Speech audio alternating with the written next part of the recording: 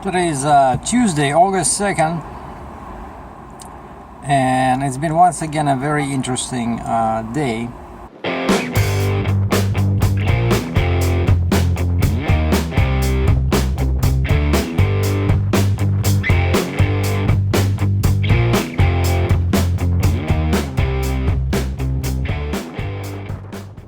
I checked out of my hotel in the morning. I did my I'm looking at my kettlebell. Did my kettlebell and I was feeling good. And the big event of the day was getting my tires aligned 1 hour away in Simcoe, Ontario, and I'm in Cambridge.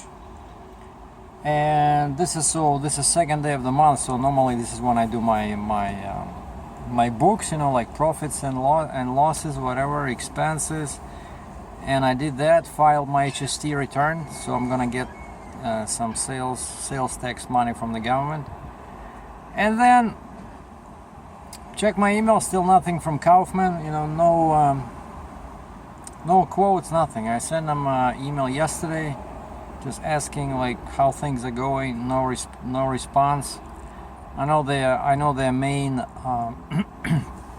salesman is now on vacation, so the poor chief engineer is basically doing double duty as the engineer and a salesman.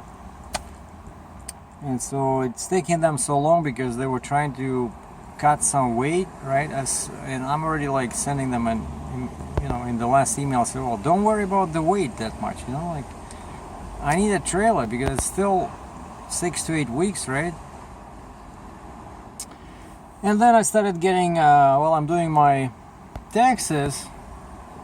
Actually, yesterday, I think. Yeah, on the day before, I forgot to mention, because it has relevance to this topic. On the day before, I was looking online if there's any trailers that, fit my needs somewhere in the States close by.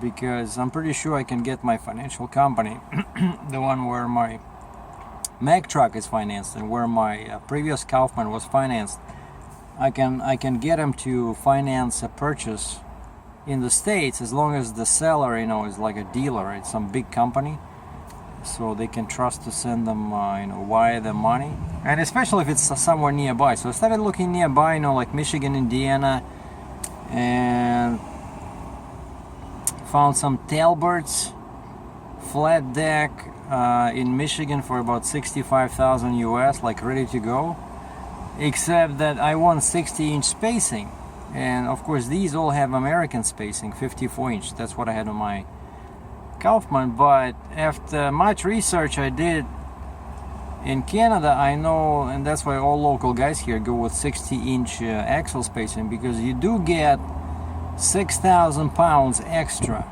like allowance, with a permit if you're hauling oversized load. It does not affect your gross vehicle weight rating. It's still the same, 63,500 kgs. That's with a permit. That's about 130 something pounds, 1,000 pounds. But you get extra 6,000 pounds on the rear, which of course it's the same as having 10-1 spread on a flatbed, whereas with the closed tandem you get 34,000 pounds on the States, but with the 10-1 you get 40, and that's 6,000 pounds. And quite often that rescues the day when you have a machine that you cannot move closer to the truck, so it puts more weight on the trailer. And so why not? That's why a lot of guys here, they get 60-inch axle spacings, because it makes you more flexible, right? And so I saw that one, then I saw another one further down south in the States, and this guy says 60-inch axle spacings in US. And call me if you have any questions. So I call the guy, nobody's answering, and then he calls me back. He says, oh, I'm sorry, I was on another line. And I said, is this true that you have 60-inch axle spacing? I said, that's very rare in the States, because most states don't give you any extra for that spacing, like in US, right? That's more like Canadian thing. And this guy says, well, actually that's all we sell, because here in the South, like this state and then the nearby southern states, he says you do get extra for this longer axle spacings. especially on a lowboy trail. I said, really? So he says, yeah. And I said, well, we have the same in Canada. He says, yeah, I know. We go by Canadian specs, he says. That's what we buy here, and that's what local buyers want. I never knew that. So it's the southern US in lowboys uses Canadian specs. Perfect. So I called my financial company. I said, hey, I have this guy here. Here's a trailer. Let's do this thing again. And he says, how much is it? I tell him the price. Oh, he says, why don't you call this guy? And he gives me a phone number of a local dealer for that brand. And I call this guy, we talk. And my financial company and this guy, they know each other, so it's always helps, like as soon as I mention the name of my financial company, this guy, oh yeah, I work with them all the time. And that's like excellent, that's where business relationships come into play, right? It makes things go so much smoother, and things happen much quicker. And so I talked to this guy and I said, hey, I got a quote from the States. And he says, where from? What's the dealer's name? And this guy knows everybody, because he's in the business of buying and selling trailers. And of course, 99.9% of trailers, serious names, they're all made in the States, And so he knows all these guys. So as soon as I mention the name of the dealer in the US, he says, oh, I know. And he says, this guy? And he gives me the name. I say, yeah. Oh, I know him. Jeez. So I said, okay, ask him maybe if you can get a better price out of him, because US price was very reasonable once you transfer it into Canadian 1.3, the factor 1.3, it gets pretty expensive. So this guy calls me back and he says, well, yeah, I talked to him, and he says, no, the price is whatever he told you. Just he says, I said, what's your interest here?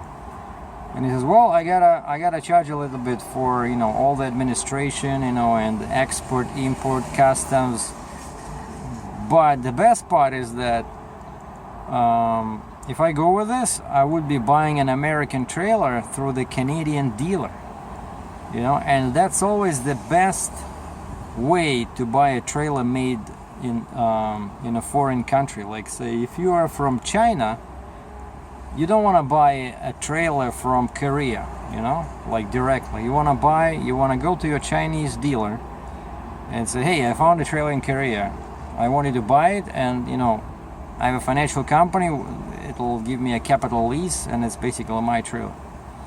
Because it's a big headache to do it directly, because this guy. So I called my financial company. I said, hey, here's the deal.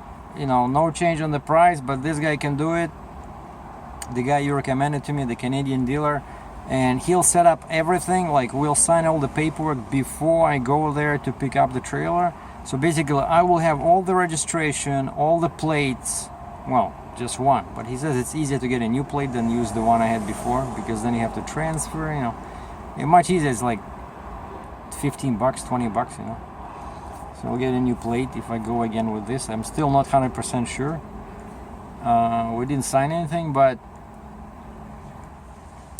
as soon as I told the financial guy about this, he says, yeah, sure, we can do it. I said, okay, I'll give you so much down. Okay, just you guys deal between yourselves, and then once you sign everything, just let me know. We'll sign the financial contract, and before you go to US to pick up the trailer, I'll need some deposit. I said, well, I can give you this. Okay. And now at the end of the day, I emailed this dealer, the Canadian dealer. I said, so what's happening? Any news? And he says, well, the financial guy is preparing the documents, your contract. And he says, once he has that, you give him the deposit. Then this Canadian dealer buys the trailer from US, but it's still there, right? And then he does all the paperwork, gets the plate, and once he has everything, I go there and get it. So I like this because even though this trailer is more expensive, but it's a more famous brand, and the specs are better than what I could have gotten from Kaufman. And And the main part, of course, is that I don't have to wait 6 to 8 weeks, you know. I can, and I don't have to move my chains again, because I was thinking of, you know, getting a temporary trailer from the company I work at, right? Then I have to move all my chains, go get their trailer 2 hours away, you know, work with the trailer 2 weeks, you know, like a month or 2 months, then unload all my chains again, take the trailer back to the yard 2 hours away, and then bobtail to South Carolina, pick up this trailer. And then, because it's all direct import, I cannot get a load. I'll have to, like I did last time, I'd have to bring it to Canada, do it empty, do the importing thing, you know, inspections. You have to do an inspection specifically for Revenue Canada, for, you know, for the tax authorities. And so it's like a headache, you lose time, you know. Like this thing, it's all ready, it's all sitting, waiting for me with the specs I want. And I said, what's the color of this trailer in the States? The guy says black. It's like a sign, because I wanted black from Kaufman. So I'm very excited. I will see what happens tomorrow. And I emailed the dealer in US. I said, hey, you know, don't give this trailer away, because he had like 1 or 2, but he said more was coming in September. I said, no, I need it now. And I said, here's what's happening. I'm talking to the dealer, I'm talking to the financial company. As soon as the papers are signed, I give them the deposit, they get everything done. It's like, can be done in 1 day, and I'll be heading down there. Now, the only thing is with this trailer is that it's a wet line kit, wet line only. There's no Honda. And so that was another exciting part of this, of today, since my favorite pastime is research. I think I mentioned this before, but because at one time I wanted to be, what's that word? Information broker. I had a big, you know, book where all these opportunities for self-employed people were listed. Like, if you want to be home-based, you know, entrepreneur, what are the best opportunities? And I think number 1 was like business broker, selling businesses, and then somewhere like in the first 10, top 10 was information broker. And I never heard of, like, what the heck is the information broker? It turns out it's like a librarian, only it's like for hire, right? Personal librarian, somebody you hire to find information, let's say on some kind of medicine or disease or history of your family, you know, anything. I guess they specialize, and I love that stuff, you know. That's why I need my computer all the time, you know. I cannot just sit and stare in the ceiling. And so I started doing research on these wetline kits, and once again I remembered with sadness the day when I signed the papers for my Mac, because never again am I gonna buy a truck which is half ready. Like the truck I bought, right, had no axle from the factory, it had no rooftop light, it had no fenders, and it had no PTO, like the wetline, where you can, you know, push the clutch in, click the button, and you have, there's a tank behind your cab usually, and it supplies hydraulic liquid. You can just hook it up to your trailer. So as long as your engine is working, you just, you know, add the revs, right, like high idle, and it's much quicker. But this guy, the Mac salesman, says, oh geez, it's gonna be at least $5,000, you know, that wetline key. Says you can get it much cheaper, like if we do it from the factory, you can get it much cheaper if you do it afterwards. And so I had to waste lots of time waiting for that axle. Then I spent extra money on the rooftop light. I need that one for oversized loads. And then of course I spent $3,000 on fenders. And it's not just the money, like you don't save any money when you order from the plant, but it's always, you know, when you get the truck, everything is ready, you turn the key and you start making money. You don't want to sit for 2 months, you know, waiting for parts. And I should have done this PTO, you know, way back then, but I never, this is my, basically the first time, right? This is my first new truck. And when I got this Mac, and we were speccing in the summer of 2014, and I got it when in November, October 2014. So this was my first new truck. At least I did almost everything right with the spec, except maybe the bigger engine and slower axle ratio, like I got 391, right? But the trailer was absolutely, I had no experience with these lowboy trailers, and everybody was saying bad things about Hondas. But I figured, hey, you know, like, I'll try it. If it doesn't work, then I'll change it. I think that was my plan. Yeah, I wanted to use it maybe for a few months, and then if it's bad, I will get a PTO. But it was working fine, except that, yeah, it survived one winter, but then I think next winter things started seizing and rusting and corroding, you know. And if I was, but of course Hondas are much cheaper than getting a, you know, wet line on a truck. And then lots of people are concerned about leaks, but it's a hydraulic trailer. Like, you have oil somewhere, either in your truck or on the trailer. So if it starts leaking, like, there's no way, you know, escaping that, because, and everybody uses hydraulics, right? All the excavators, dozers, you know, backhoes, all the construction industry runs on hydraulics. So, but some, you know, older guys are so afraid of this hydraulics, and I think I still had the kind of like that fear from all the forums I was researching this stuff on, like back in 2014.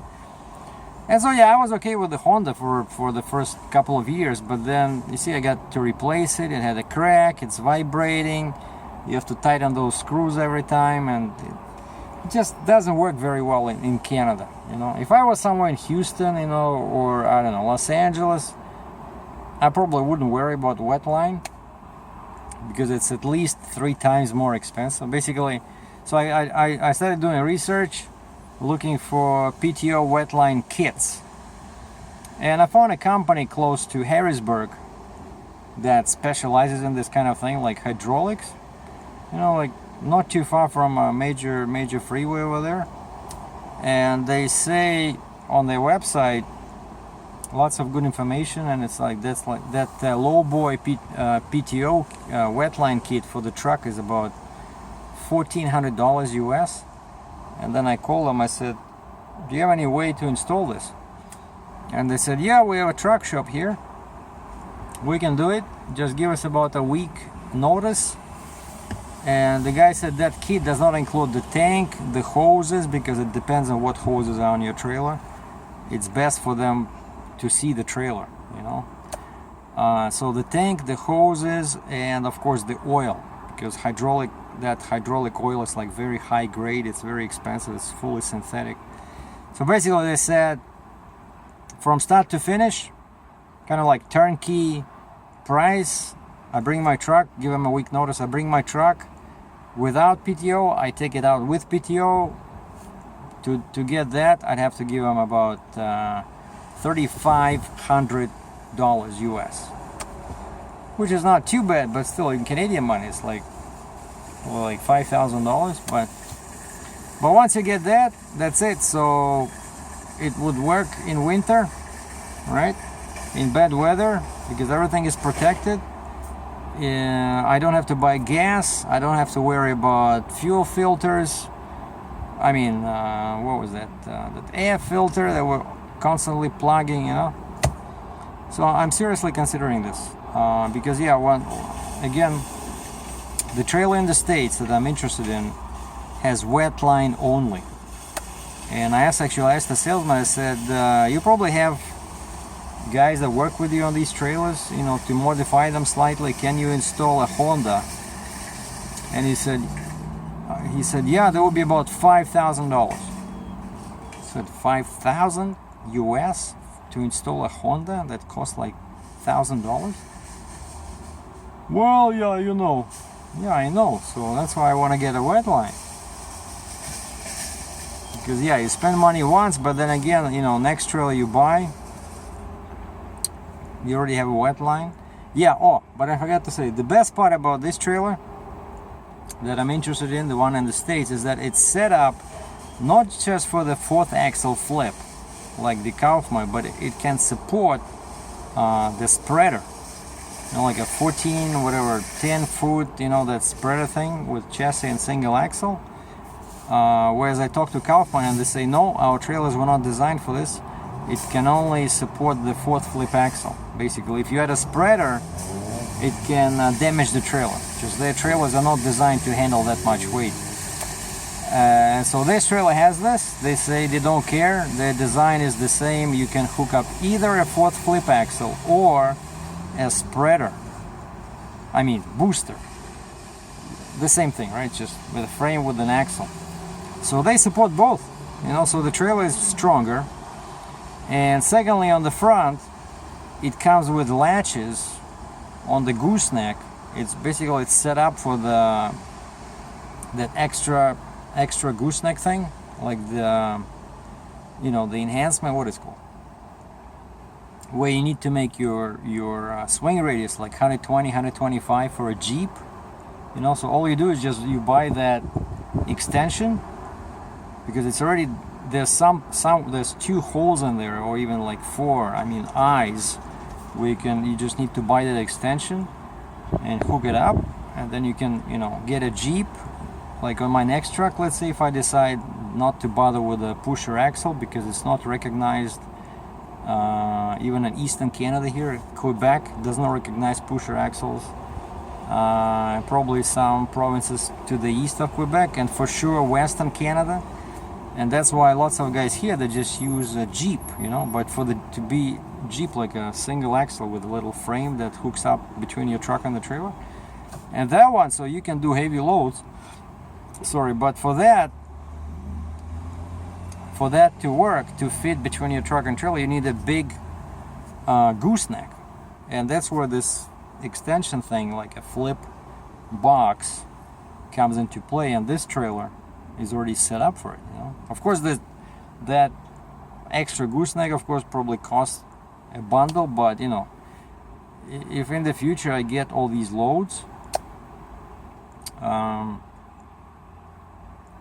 because I like having a trailer that I can grow with, because you never know. Yeah, I wanted the original 7-axle rig, like a 4-axle truck and 3-axle trailer, because this is my first heavy haul rig, right?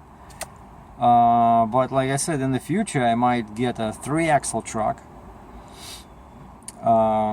just with a bigger engine, maybe bigger wheelbase, so I can use it with a Jeep, and then again a Jeep, and then I have this trailer, and maybe then later add the booster.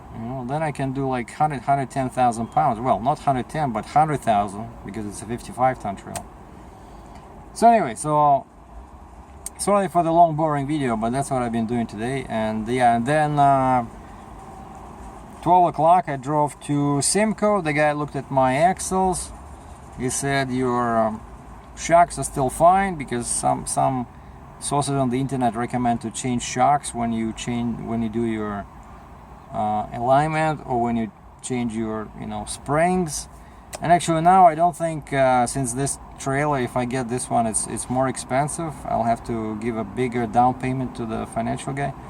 I don't think I'll be doing the springs update now. I'll probably wait till I make some extra money, because now I gotta focus on the trailer and getting back on the road. But so this guy, yeah, the guy checked everything. I complained that the steering was a bit too light, and the truck was pulling just a little bit, not pulling, but it was basically following the crown of the road towards the ditch, and because I'm always in the curb lane, you want to correct that, you don't want to hold the wheel all the time, to your left. And this guy was very good. This was a Cal Tire, that in Simcoe, because they offer alignment for commercial trucks. And the guy said he played there with this camber, toe, whatever. I'm not an expert, but he said now your steering should become a bit firmer, like not as light as before. And also he says the truck will hold the road better. It's not gonna follow, the little hills on the highway. And yeah, when I drove back, 1 hour back, the steering felt better. The steering felt better. The truck became, much more pleasant for a driver. And I'm happy to report that quick fix I did on the dash panel worked 200%. No noise whatsoever, even though I was driving on some bad roads. And I'm like trying it, tapping it with my wrist. No sound, it feels like it's a solid part of the dash now. But oh yeah, and that siren of a speaker did become lower, maybe by, I don't know, 25-30%, which is great. Except now I hear something in the left there, but just the road was too bad. Something was coming from where my, like, the leg is, the left knee, just on the dash there, but that's nothing. But anyway, so the truck became much quieter. So I fixed the steering. I have new tires. And when it's like three weeks ago, I got the new exhaust, right? So the truck runs great, touch wood. So all I need now is the new trailer, and then the plans are to get the videos a bit more exciting. So I'm planning to get, you know, one of those cheaper, maybe cheaper drones, give you guys a view from the top, you know. Maybe follow my truck with the load, you know. Should be cool. And you have a pleasure of seeing a rare picture, right? That's the sleeper in my Max 6 CX U613. And I'm continuing this video on Wednesday, August 3rd. And I did reserve the drone 3D Robotics yesterday online.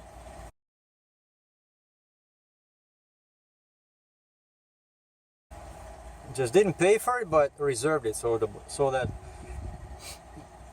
they're holding it for me for 24 hours. And you know, my brother's in Russia, so the time is 8 hours forward. So when I went to sleep, he got that email.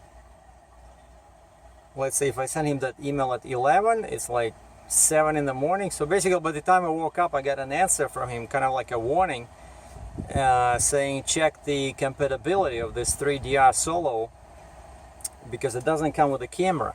It uses GoPro cameras, and that was the big plan, because this thing is $1,100 this time, including the gimbal. So you're saving $300, all funds Canadian, because that gimbal is $300, $299 plus tax.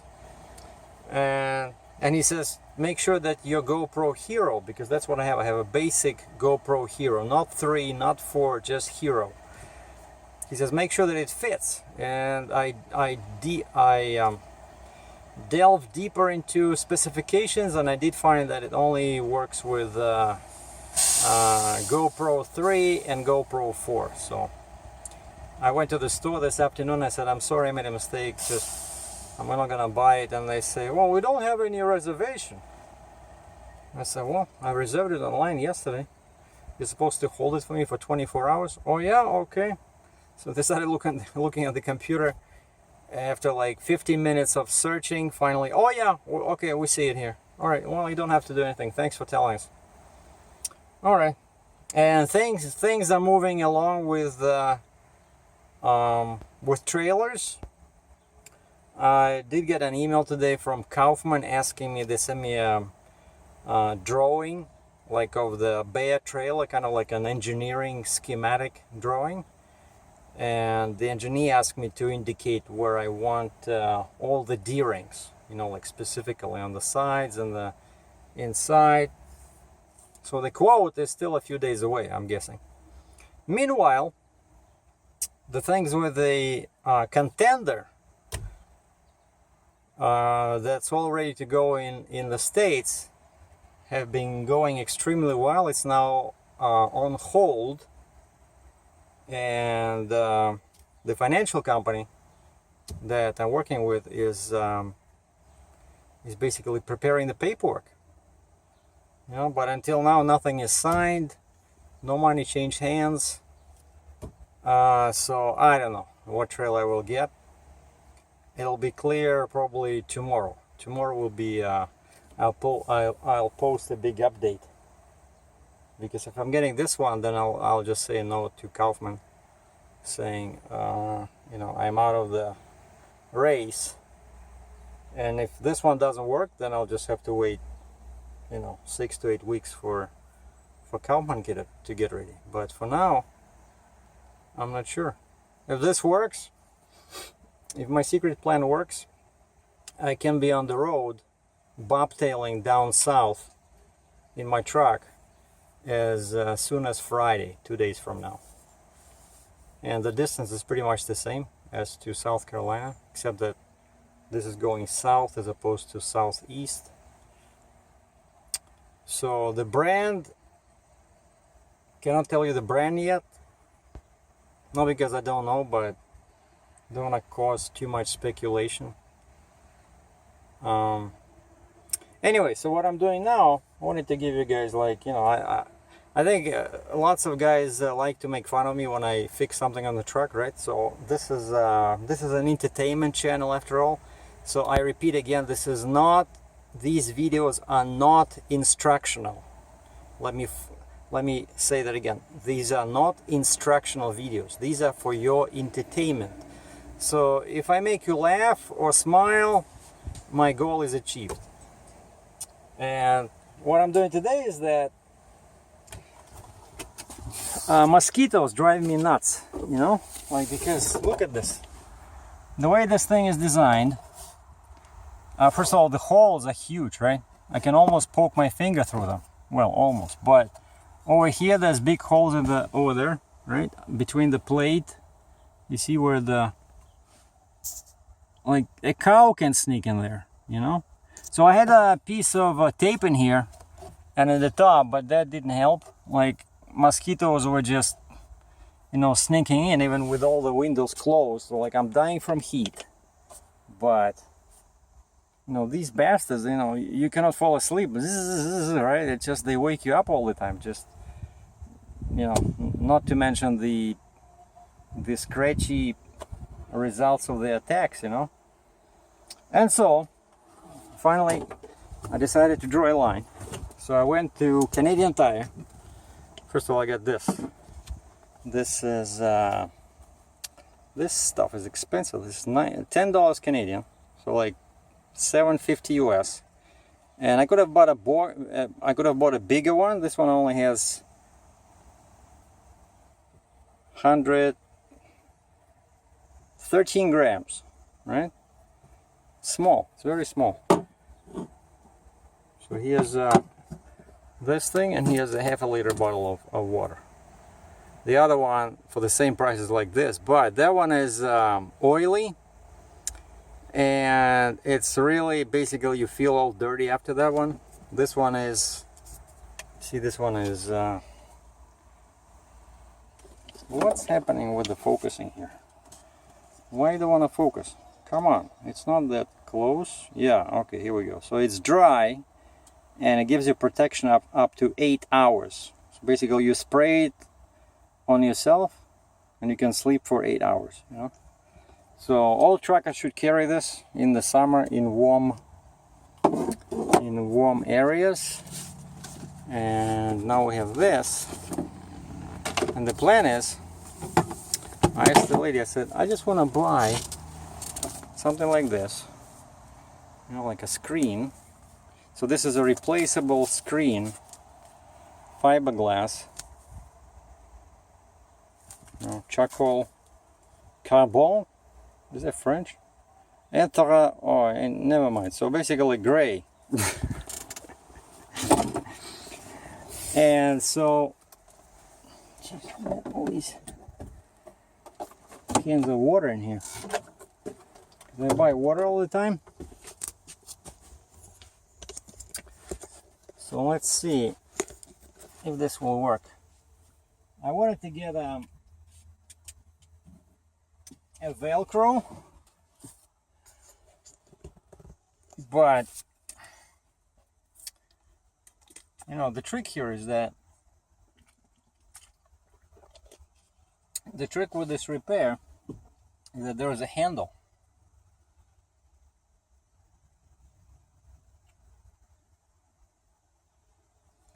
There is a handle over here, see, and it sticks out. See? So if I put the screen and glue it to this, that's my plan. I gotta make it loose so that I can operate this handle, and then when I want to close it, I can reach through the screen, grab it and pull it, you know. So I'm not sure if that's gonna work, but let's see what this screen looks like once I unwrap it.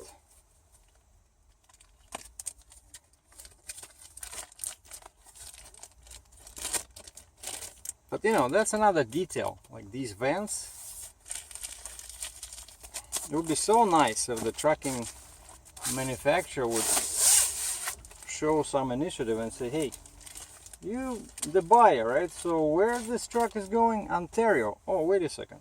I think we're not 100% sure, but we think that these guys have mosquitoes in the summer. Maybe we should offer them some kind of you know, mesh net against mosquitoes. But that would be, I guess, too much to ask. All right, so I measured this. I decided to do it now. It's about 4 o'clock now. Oh, I like the sound.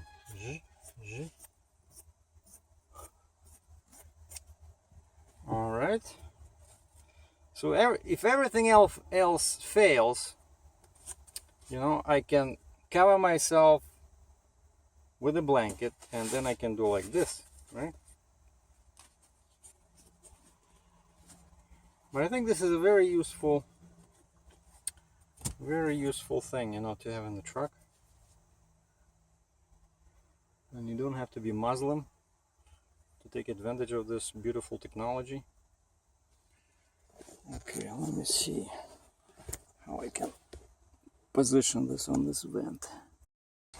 Well, turns out there's screws in here. So I loosen the screws, drive it. So there's 4 screws. Once you loosen, there's a room under this molding where you can tuck this in. So I think I don't even have to use my glue. So let's see if I'll be able to make this thing stay in there.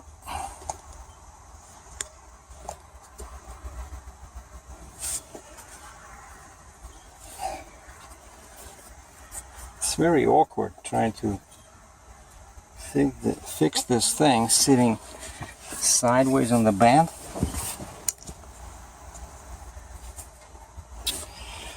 Alright, I was thinking somewhere along these lines.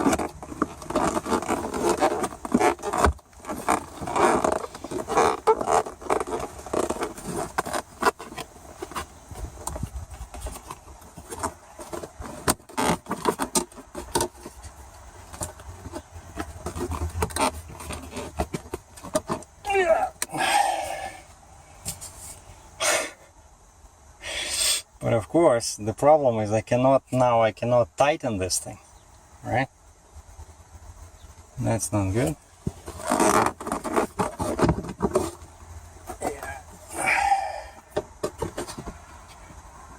And if it sits like this,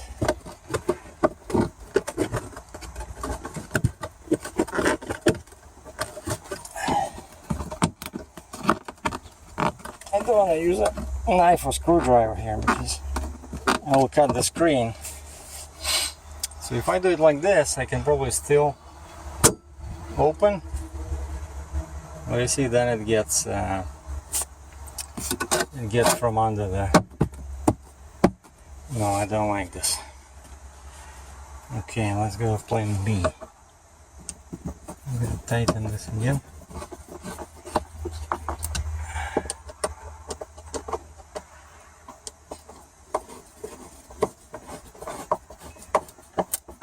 And I cannot put the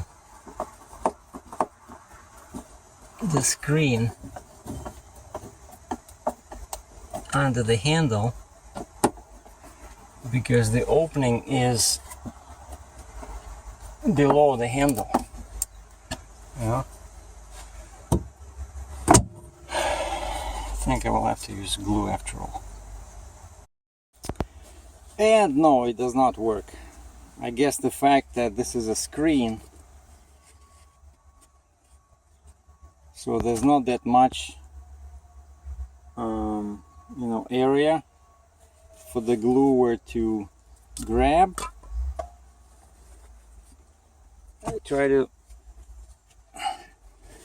push it, but it's a mess. No, it's not gonna work.